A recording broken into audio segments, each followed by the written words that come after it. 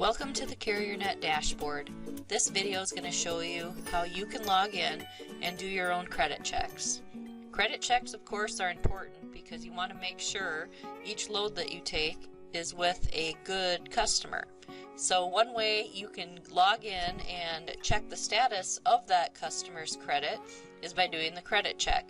Depending on how that comes out will determine if you need to give your account manager a call to talk to them more thoroughly or if it is in good standing. So I'm going to show you both. To get to the credit check screen, there's two ways you can get there.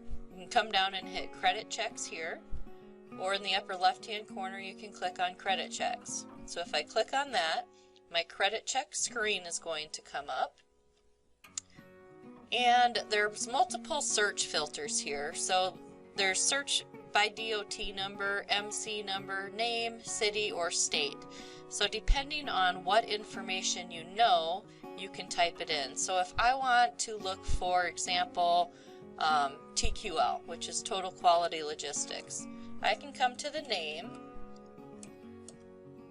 and type in total, and it's going to show me everything that has the word total in it. If I type in the word quality, I'll see everything with the word quality in it, and I can see this is the one I'm looking for out of Louisville, Kentucky. So if I click on that, it's going to pull up the information for that customer, and I see a green light, which of course means go.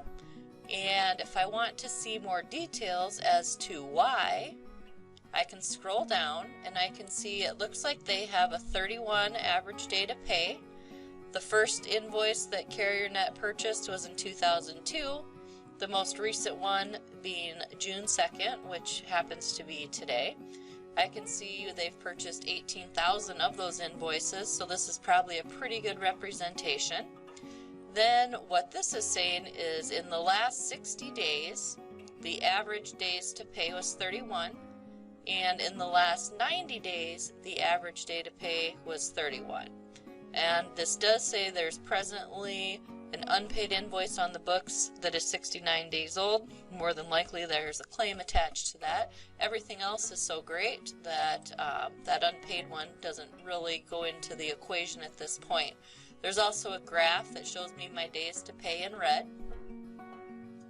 my average invoice amount, so if the invoices, it looks like they've stayed pretty much the same in the last year, and then the number of invoices is how many have been purchased.